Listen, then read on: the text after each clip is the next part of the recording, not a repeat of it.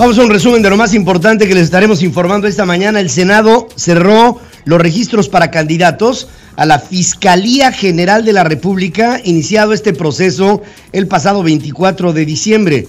La Comisión de Justicia en el Senado recibe un total de 52 solicitudes de aspirantes, 44 hombres, 8 mujeres, de las cuales, de las solicitudes, 27 fueron aceptadas, 25 rechazadas porque o no tenían toda la documentación o esta no estaba certificada.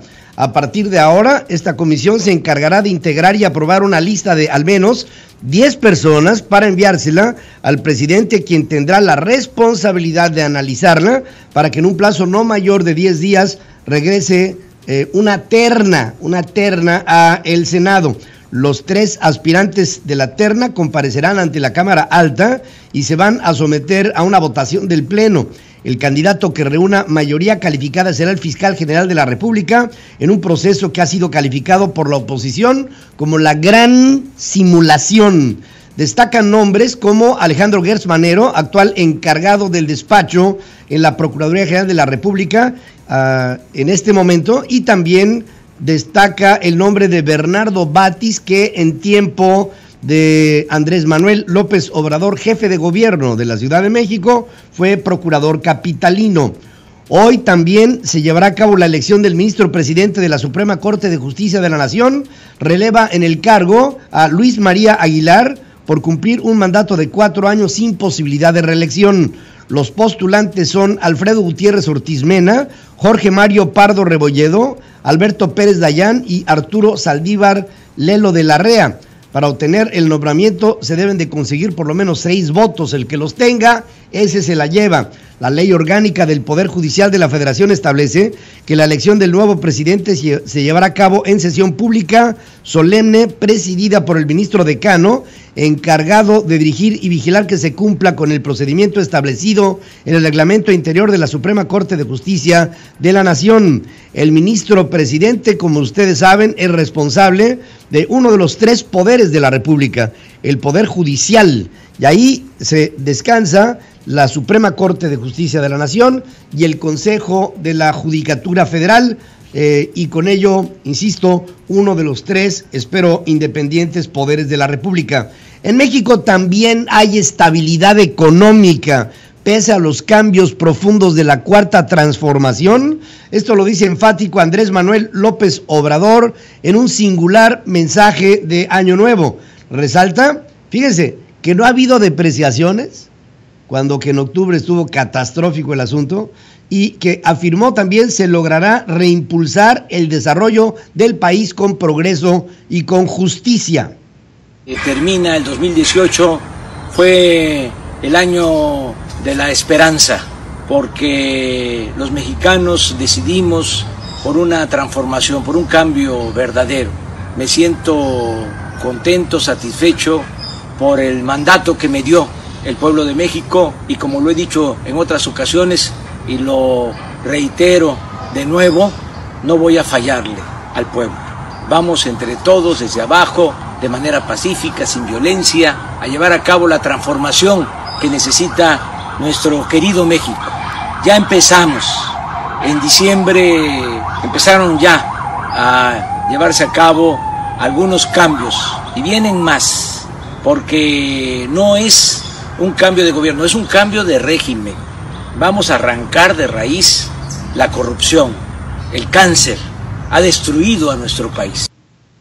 En un video difundido a través de su cuenta de Facebook, el jefe del Ejecutivo destacó que no hubo, así lo dijo, no hubo depreciación del peso, sino que por el contrario, México fue de los pocos países que en diciembre logró el fortalecimiento de su moneda. Es una forma perfecta para decir medias verdades. Yo tengo motivos para estar optimista. Pienso que nos va a ir bien. Vamos a llevar a cabo la transformación de México. Ya inició la transformación del país y esto nos va a dar buenos resultados. Esto va a dar frutos. todo esto que estamos haciendo y que venimos sembrando desde hace muchos años. Llevamos un mes en el gobierno y yo pienso que se han sentado las... La economía está bien, está estable, a pesar de que es un cambio profundo, no se manifestaron desequilibrios financieros. Les diría, aunque no hay que echar las campanas al vuelo, que hasta se fortaleció el peso en diciembre con relación al dólar. Sí, bueno, está bien en diciembre, pero en octubre y en noviembre, señor presidente, ¿qué pasó con el peso en función de decisiones tan, no las voy a calificar, como por ejemplo cancelar un aeropuerto de 300,000 millones de pesos? Repitió que no le fallará al pueblo, como lo acredita el incremento del 16% al salario mínimo y del doble en la frontera norte. Subrayó que investigará a fondo las causas del desplome del helicóptero que provocó la muerte de la gobernadora de Puebla y de su esposo exgobernador. Puntualizó que no dejará de trabajar y que se aplicará en su labor. Mientras, el Ejército Zapatista de Liberación Nacional amenazó a Andrés Manuel López Obrador, rechazó su programa de gobierno. Vamos a pelear, vamos a enfrentar, no vamos a permitir que López Obrador pase aquí sus proyectos de destrucción como el Tren Maya. No le tenemos miedo a su Guardia Nacional, que cambió de nombre, para no decir ejército, según sentencia el subcomandante Moisés. Acusó al Ejecutivo Federal de tramposo y de mañoso. Evidenció que maneja un doble discurso porque quiere hacer creer que está con los pueblos indígenas cuando en realidad lo que busca es su destrucción. La comandante Everilda advirtió: estamos dispuestos a enfrentar a la Guardia Nacional.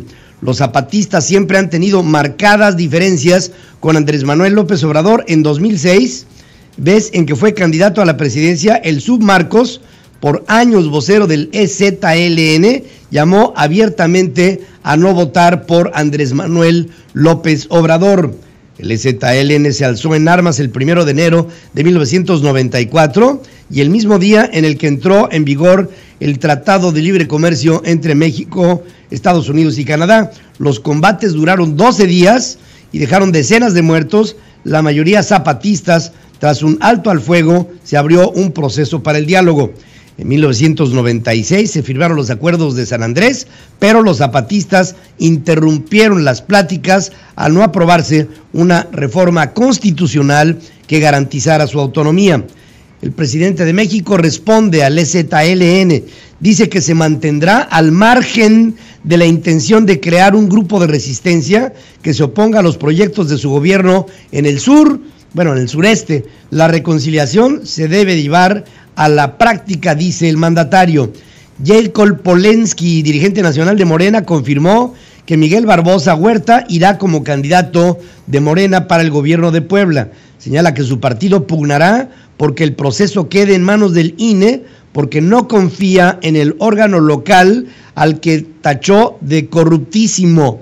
Indicó que Barbosa será candidato otra vez porque ganó los comicios pasados que le robaron sus oponentes, hoy, por cierto, muertos. Seguramente sí, será Miguel Barbosa nuestro candidato, por supuesto, y tenemos todo para ganar, como lo tuvimos en la elección pasada. Ya se le oye chistosa, ¿no? A la Jacob Polensky, así como. El PAN rechazó la candidatura de Miguel Barbosa al gobierno poblano. Mauricio Curi, coordinador de Acción Nacional en el Senado, repudió que haya quienes ya están levantando la mano cuando aún no se ha designado a un gobernador interino. La Constitución de Puebla determina que el gobernador interino permanecerá en el cargo en tanto se convoca y realizan comicios extraordinarios para un nuevo gobernador. La PGR y la Secretaría de Comunicaciones y Transportes continúan con las investigaciones para determinar las causas que originaron el desplome del helicóptero en donde venía la gobernadora de Puebla y su esposo. Se anunció que especialistas de los Estados Unidos se suman ya a las indagatorias.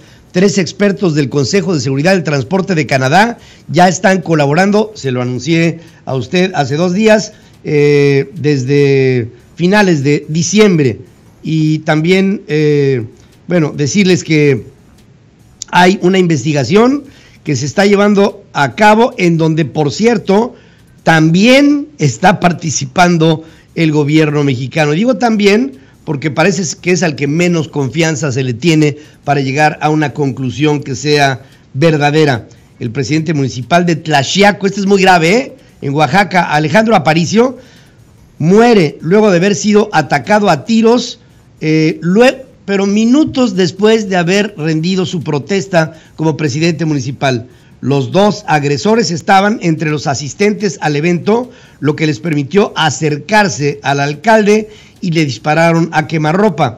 El subsecretario de Gobierno, Carlos Ramos, destacó que los habitantes pretendían linchar a uno de los presuntos implicados en el atentado. Sin embargo, los convencieron de que se entregaran a las autoridades. Salomón Jara, senador de Morena, condenó el asesinato del presidente municipal de Tlaxiaco y exigió a la Fiscalía oaxaqueña investigar a los responsables y garantizar la seguridad de los servidores públicos. Estoy viendo con preocupación, yo diría que es una de las cosas que primero tendremos que analizar en este mes de enero.